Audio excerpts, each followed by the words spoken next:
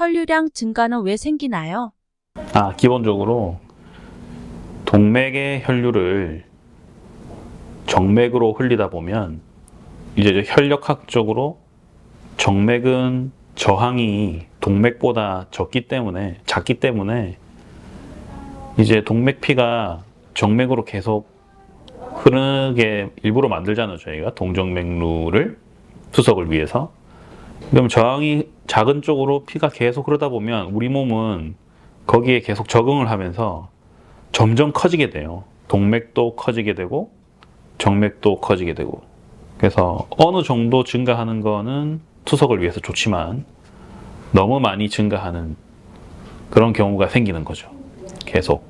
보통 쉽게 이야기하자면은 이제 사람이 자꾸 가다 보면은 길이 되는 것처럼 이제 투석혈관도 자꾸 피가 흘러가다 보면은 이제 점점 더 길이 좋아지고 흐르는 양들도 점점 많아진다고 생각하시면 편할 것 같습니다.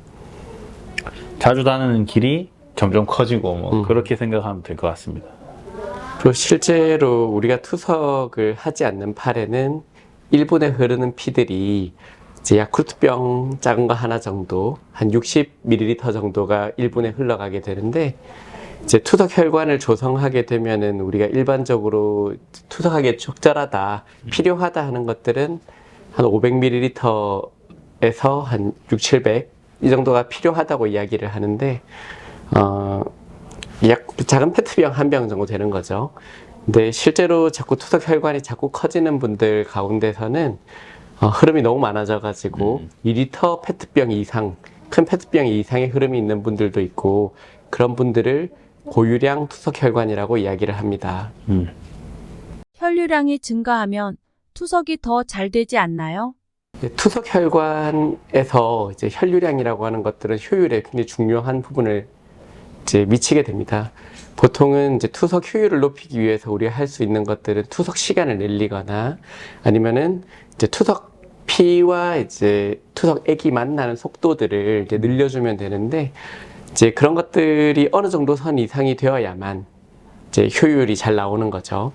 효율이 높은 것은 이제 도서관에 있을 때 집중해서 하느냐, 똑같이 4시간을 도서관에 있더라도 집중 안 하고 있다가 딴짓하다가 오는 것과 이제 집중해서 투석을 하는 거에 차이가 있을 수 있는데, 근데 실제로 혈류량을 그러면 자꾸 더 많아지고 투석 속도를 점점 더 빠르게 하면은 무조건 더 건강하고 투석도 잘 되고 사람이 좋은 것이냐 하면 그렇지는 않고, 어느 정도 선 이상으로 투석 효율이 올라가게 되면은 그 다음에 뭐 건강이라든지 합병증에서 미치는 영향들은 크게 차이가 없다고 되어 있습니다. 잘 되긴 잘 되지만 어느 정도 이상만 되면 더 잘 되고 그런 건 아니다. 그렇게 생각합니다. 허들을 넘어오면 된다. 이렇게 표현을 많이 하네요. 혈류량 증가의 단점은 무엇인가요? 자, 요게 중요한데요. 일반적으로 이제 혈류량이 많이 나오면은 별로 불편함을 모르고 지내세요. 본인들은, 환자분들도 그렇고, 투석실도 그렇고. 왜냐면 투석은 별 문제 없이 잘 되니까.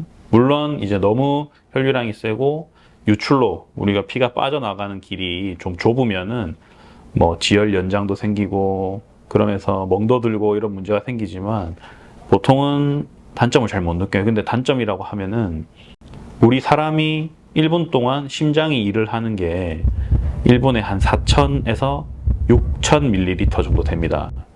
우리 온몸에 필요한 피의 순환량이 그 정도 되는 거죠. 4리터에서 6리터.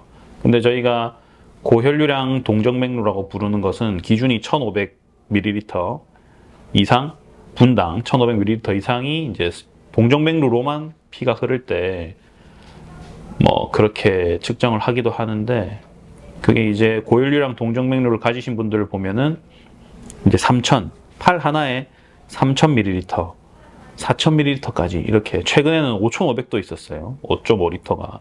그럼 반대로 생각하면은 팔 하나가 자기 몸 하나가 더 있는 것처럼 심장이 너무 많은 일을 한다는 겁니다. 이게 심장이 너무 많은 일을 하다 보면 심장이 점점 이상하게 변해요.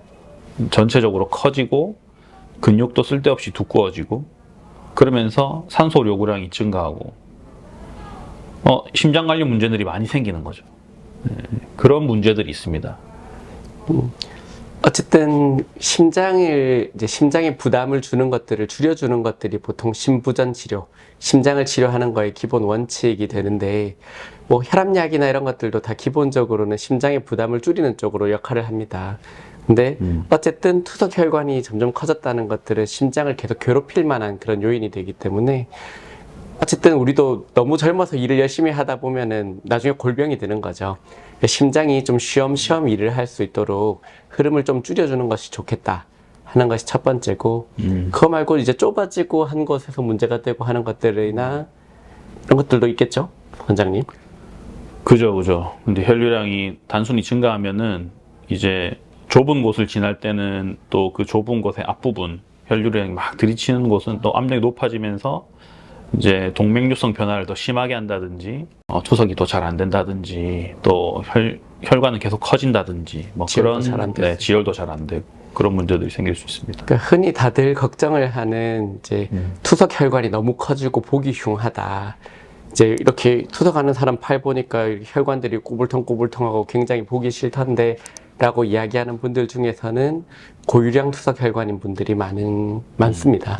그래서 혈관이 나중에 너무 보기 싫지 않게 되려면 미리 혈류량을 관리를 받고 너무 과하면 줄이고 하는 것들이 혈관을 또 예쁘게 쓸 수 있는, 그나마 예쁘게 유지할 수 있는 그런 비결도 되겠네요. 여기 지금 자료 화면을 보시면 알겠지만 그래프가 하나 보이시죠, 그죠? 요 밑에 축이 이제 동정맥류의 혈류량. 요 X축인가요? 네, X축이 Y축인가요? 너무 오래돼요. Y축이 이제 심박출량이죠. 근데 정상 심박출량은 4리터에서 6리터고 동정맥류 혈류량은 뭐 5, 600, 1000 이 정도 되잖아요. 그러면 이게 늘어나면 늘어날수록 동정맥류의 혈류량이 늘어날수록 심장이 이렇게 부담이 가는, 여기에 위치한 사람들이 점이 여기 찍혀 있거든요. 이렇게 보면. 그러면 어쨌든 동정맥류 혈류량도 많고 심박출량도 많은 분에서 카디악 이벤트, 심근 협착이라든지 뭐 심근경색이라든지 어쨌든 심장 관련한 이벤트가 생겨서 병원에 온 분들이 요 군에 속해져 있는 거예요. 뭐 어쨌든 그런 이벤트가 더 많이 생긴다. 고혈류량 동정맥류를 가진 환자들은. 뭐 급사라든지 네. 이제 심근경색이라든지 이런 여러 가지 심장 관련된 이벤트들을 어쨌든 고유량 혈관을 가진 사람들이 확연하게 많이 늘어난다 하는 것들은 입증이 된 거니까요. 맞습니다. 교정술이 필요한 이유는 무엇인가요? 결국 말씀하신 것처럼 그런 위험에, 잠재적인 위험에 노출된 분들을 한 세이프 존으로 좀 안전한 정도의 영역으로 환자분들을 이제 안으로 들여오려고 하는 노력이라고 할 수 있겠죠.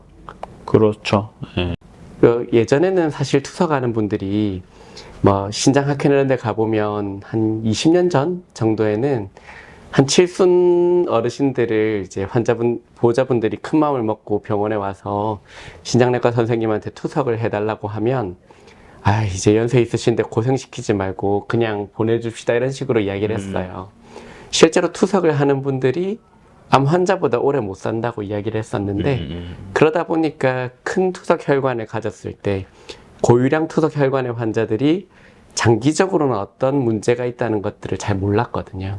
그런데 이제는 투석 기술도 좋아지고 심장을 치료하려는 노력들도 굉장히 좋아지고 하면서 투석 환자분들이 이제 투석만 하기도 하고 투석하고 이식을 하기도 하고 굉장히 오래 사시는데, 오래 살다 보니까 큰 투석 혈관을 가진 것 자체가 굉장히 여러 가지 합병증과 관계에 있다라는 것들을 이제 알게 된 거죠. 그러니까 결국에는 투석 환자분들이 안 좋아지는 게 혈관 맞죠? 뇌혈관, 심장혈관. 근데 심장이 그렇게 일을 많이 하면 산소 요구량이 증가되는 상황. 심장 하시는 분들은 아주 싫어하는 상황이거든요. 심장근이 두꺼워지고 어쨌든 심장이 막 힘든 상황. 근데 그거를 심장은 또 일이 생기면 5분 안에 결판이 나버려요. 이게 사망하신다고. 그러면은 이게 자기도 모르게 그러고 있다가, 안 그래도 투석 환자분들은 혈관이 문제가 많은데 심장에 부담을 주는 상황에서는 이제 자기도 모르게 갑자기 어떤 급작스러운 이벤트가 생기는 거지. 그런 이벤트를 아마 좀 막아줄 수 있지 않나 생각을 합니다. 예전에 제가 또 진료받던 환자분 중에서 이제 정말 팔에 구렁이 같은 굵은 혈관이 이제 고유량 투석 혈관에다가 이제 거대 동정맥류가 있는 분이 있었는데 그분은 농사를 짓던 분인데 그분의 고민이 걱정이 자기가 밭에서 일하다가 이제 투석혈관이 터지면은 내가 이러다 밭에서 그냥 죽어버리겠구나. 하는 걸 되게 걱정을 많이 하셨대요. 근데 혈류량을 줄여드리는 수술을 하고 나서 혈관도 굉장히 부드러워지고 빵빵하던 압력들이 싹 가라앉으니까 환자분이 굉장히 만족을 했던 그런 기억이 납니다. 사실 지금까지 연구에서 이제 투석혈관을 크기를 줄여주고 흐름을 줄여줬을 때 심장에 걸리는 부담이 줄어들고 심장도 굉장히 무리해서 두꺼워졌던 것들을 그런 것들을 먹여 살리려면 심장도 우리가 막 이렇게 아령 열심히 들면 팔이 두꺼워지는 것처럼 심장도 두꺼워지는데 그런 것들이 줄어든다는 것들은 이미 입증이 되어 있거든요. 그런데 아직은 연구가 부족하다 보니까 이제 그렇다고 해가지고 이제 투석 환자분들이 이걸 줄여드리고 나면은 확실히 오래 산다 하는 것들은 아직 연구 중에 있습니다. 그렇지만 우리가 지금 할 수 있는 것들을 최선을 다한 사람과 그렇다고 해가지고 뭐 아직 그런 것도 안 밝혀졌잖아 이렇게 하면서 그냥 내버려 두는 것은 다르거든요. 가능하면은 투석 환자분들한테 저희 생명선의원은 가장 좀 안전하고 도움이 되는 것, 투석 혈관만의 문제가 아니고 심장이 건강하고 아까 원장님 말씀하신 것처럼 어쨌든 내 혈관의 전반적인 문제들을 다 같이 도와드리려고 고민을 많이 하고 있습니다. 여기서 하나 이제 생각하셔야 될 게 심장도 크고 이러면 좋지 않아? 라고 생각하는데 생각할 수 있거든요. 근데 절대 그렇지 않다는 거.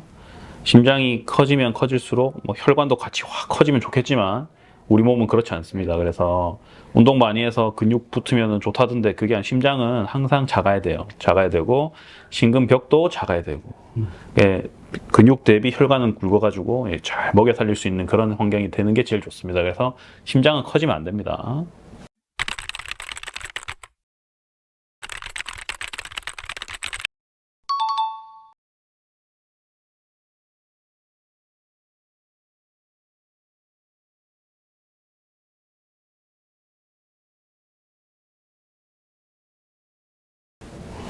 중요한 말씀입니다. 네.